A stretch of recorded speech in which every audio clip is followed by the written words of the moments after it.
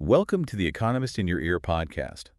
What if the biggest party on Earth sent out invitations, but nobody wanted to, or even could show up?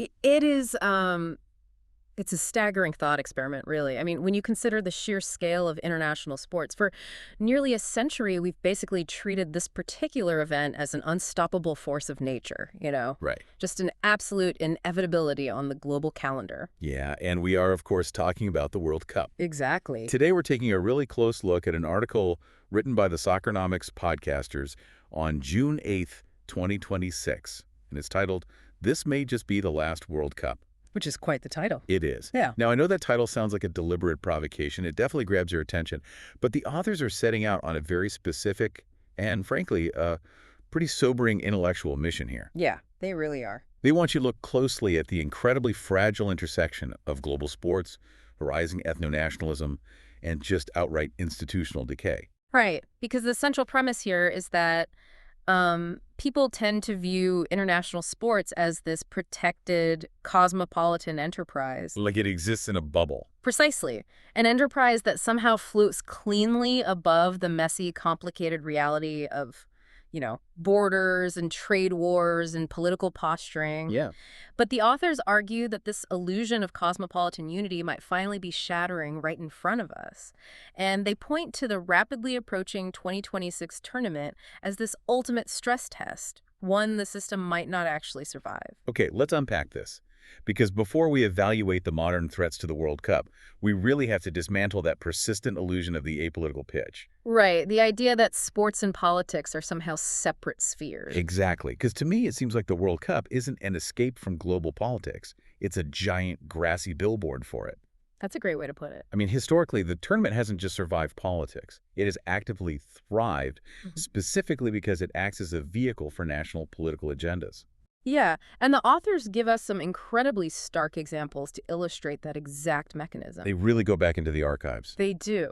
They point back to 1934, for example, when Mussolini used the World Cup to legitimize his fascist regime on the global stage. Wow. It wasn't just a sporting event, It was a highly choreographed broadcast of Italian strength. Right, it was propaganda. Complete propaganda.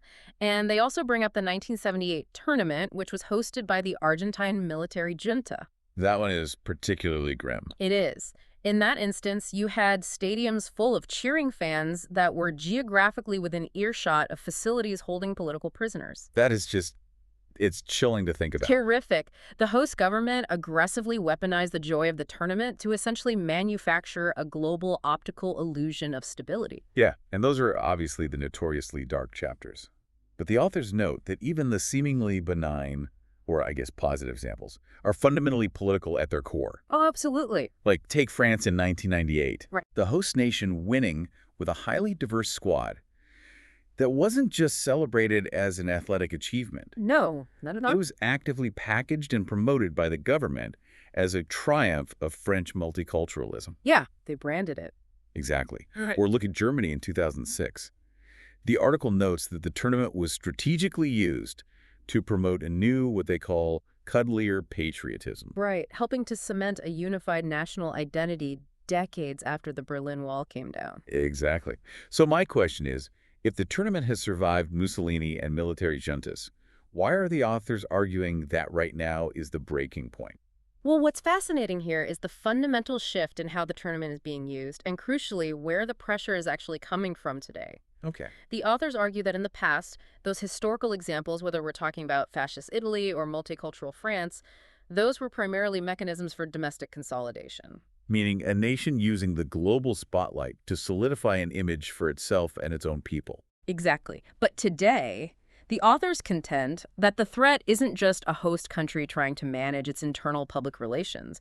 The threat is the active breakdown of international cooperation itself. Oh, I see. Yeah, their argument is that we are moving into an era dominated by ethno-nationalism, where the very concept of a shared global community, which is, the foundational requirement for a World Cup, is under severe attack. Which brings us to the core of their argument regarding the 2026 World Cup, scheduled from June 11th to July 19th and co-hosted by the U.S., Canada, and Mexico. Right. They characterize this upcoming tournament with a very heavy label. They call it Trump's World Cup. They do. And they detail a convergence of geopolitical anomalies that they describe as completely unprecedented for a host nation. Yeah, the authors paint a picture of a diplomatic environment that is entirely unmoored from the logistical and political norms usually required to host a global event. Because it takes a massive amount of coordination. A staggering amount. And they assert several glaring anomalies here. Most notably, they highlight that this is the first time a host nation is simultaneously engaged in what the authors explicitly describe as an illegal war with another participating nation. Right. And they also emphasize that citizens of 4 countries actually participating in the tournament are currently subject to a travel ban issued by the host nation. Which is just wild to think about from a planning perspective. It's a nightmare. If you pause and think about the sheer logistical mechanics of that. Yeah. You have teams successfully qualifying for a global tournament, but their fans, their developmental staff, or even their national press corps are barred by federal law from crossing the border to participate. Right, and the friction extends beyond visiting nations, straight into the relationships between the co-hosts themselves. Which is supposed to be a partnership. Exactly.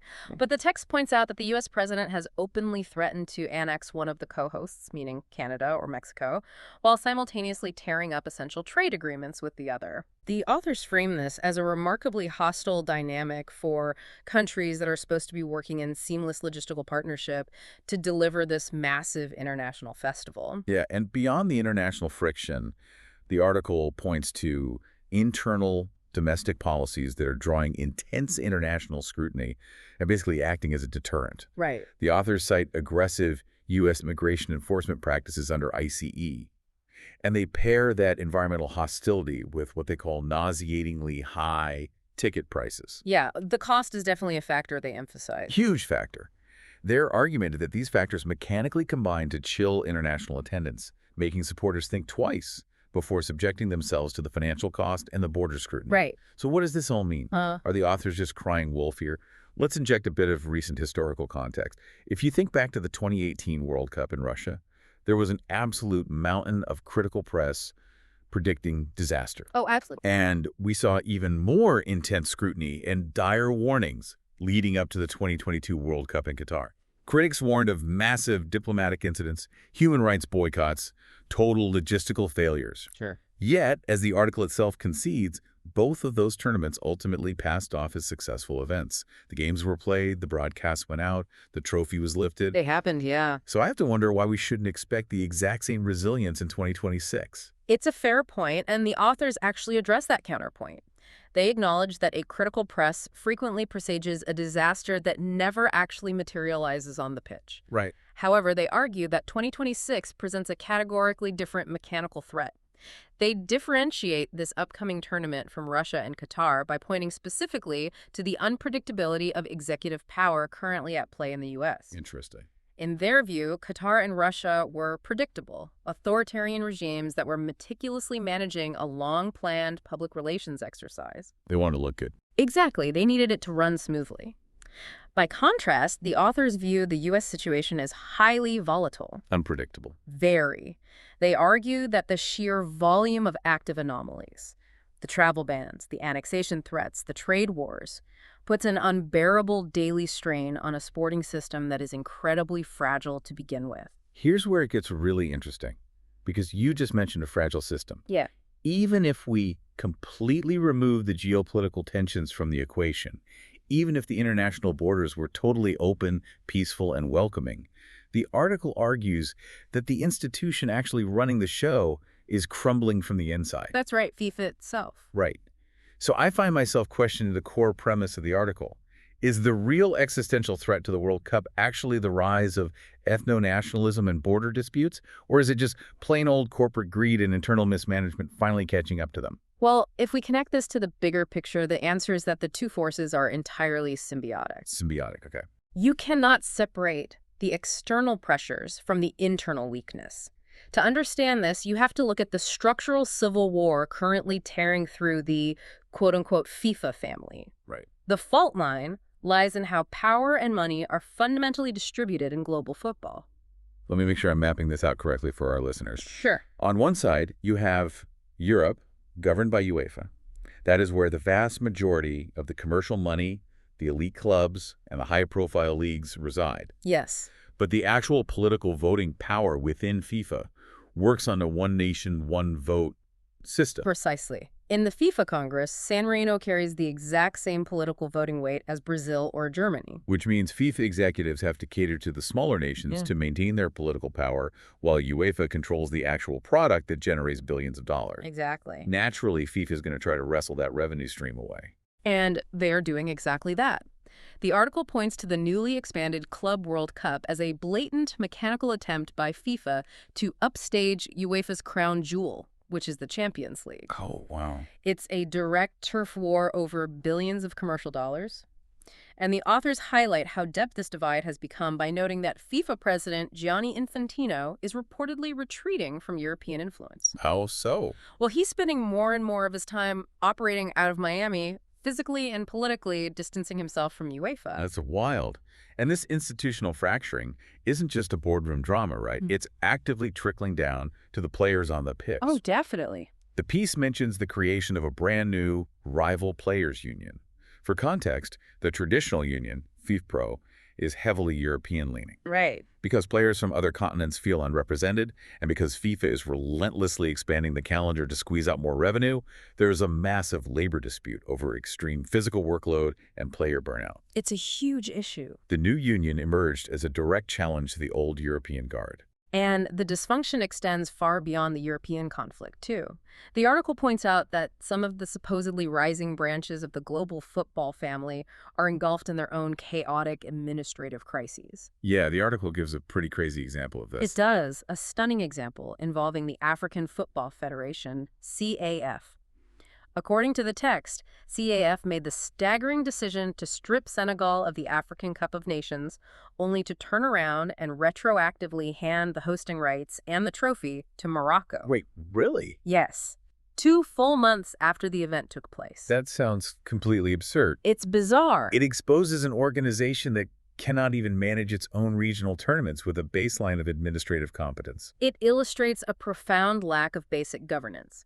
And this brings us back to the symbiosis of internal and external threats. Okay, how so? Think of an institution like FIFA as having an immune system. I like that analogy. The authors are arguing that because FIFA is so consumed by its own civil war, and because it has sacrificed its credibility for cash grabs and political power struggles, its institutional immune system is effectively destroyed. It's compromised. Completely. It possesses no moral authority to enforce rules, no unified alliances to rely on, and zero trust from its members. Right. Therefore, when a massive external geopolitical shock comes along, like the unpredictable diplomatic storms they anticipate for 2026, the institution is entirely incapable of absorbing the blow. It lacks the structural load-bearing walls required to hold the tournament together. Which naturally requires us to explore the mechanics of a collapse. Right. If this system is fundamentally compromised, how does a global behemoth like the World Cup actually stop functioning? Yeah, it's hard to picture. Because for anyone who has grown up watching this tournament every 4 years, its disappearance just feels unimaginable. We tend to suffer from recency bias, assuming massive global institutions will always exist simply because they exist today. But the authors counter this by pointing to historical precedents.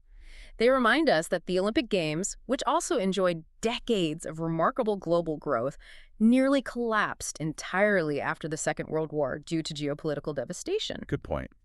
And even after they recovered, successive, massive political boycotts in 1976, 1980, and 1984 brought the entire Olympic movement to the brink of complete fragmentation. Yeah, and the authors also point to boxing as a prime example of how an international sport can just dissolve. Exactly. Boxing used to have a single undisputed world champion that the entire globe recognized. Everyone knew who the champ was. Right, but because competing financial interests and promotional rivalries couldn't be reconciled, the sport fragmented into a chaotic alphabet soup of multiple sanctioning bodies, rival belts, competing formats. It became a mess. The global appeal was entirely diluted. It proves that when internal factions prioritize their own leverage over the health of the whole, the sport simply breaks apart. And building on that specific vulnerability, the authors lay out a hypothetical scenario demonstrating exactly how the 2026 World Cup could serve as the catalyst for that kind of fragmentation in soccer. The scenario they map out reads almost like a political thriller script. It really does. It starts with a Spanish fan traveling to the U.S. for a match. In this hypothetical, the fan is detained upon entering the stadium by aggressive ICE enforcement. Right. According to the scenario, she's transported to a holding facility, beaten, and tragically dies from an untreated infection. And from there, you can see the institutional stress fractures snap. It just spirals. Spain, rightfully outraged in this scenario, demands immediate sporting sanctions against the U.S. Soccer Federation, holding them responsible as the host governing body. Right. But FIFA, which the authors assert has developed close political ties to the U.S. administration, outright refuses to intervene or issue those sanctions. So Spain is forced to escalate. They team up with Portugal and Morocco, who, importantly, are slated to be the co-hosts for the next tournament in 2030, and they collectively decide to ban all American fans from entering their countries during the World Cup. Massive retaliation. Massive. FIFA responds by threatening Spain with huge penalties for breaking organizational rules. But then UEFA, the powerful European bloc holding all the financial leverage we discussed earlier, steps in to back Spain. Right. And finally, several African nations who are still furious about that chaotic CAF decision regarding Morocco we talked about, seize the opportunity to break ranks and trigger a mass boycott of the World Cup altogether. Suddenly you have a seized engine.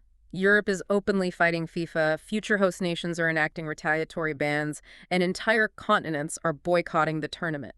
Now look, the authors themselves openly admit this specific sequence of events might be fanciful. Yeah, it's very dramatic. And I agree, it is highly dramatized. Yeah. But in an era where international norms are broken on a daily basis, I think the authors are using this extreme scenario to expose a very real mechanical truth. I would agree with that. It demonstrates how vulnerable the entire global sporting apparatus is to just one geopolitical spark. Even if the actual catalyst is completely different, the scenario perfectly illustrates how easily the underlying alliances could unravel because the foundational trust is already gone. This raises an important question about the fundamental lifespan of institutions, which is a concept the text explicitly touches on. Okay. The authors state a very clear historical rule. The World Cup has grown continuously since its very first iteration in 1930. Right. More teams, more money. More participating teams, more broadcast money, more global viewers, but nothing grows indefinitely. True. In the lifespan of global institutions, when growth finally hits a wall and stops, the decline that follows isn't usually a slow, graceful fade. It's a cliff. It is typically rapid, messy, and compounding. The article argues that the 2026 tournament, laden with all its geopolitical baggage and host nation controversies, will act as a massive magnifying glass, accelerating every internal fracture FIFA currently suffers from.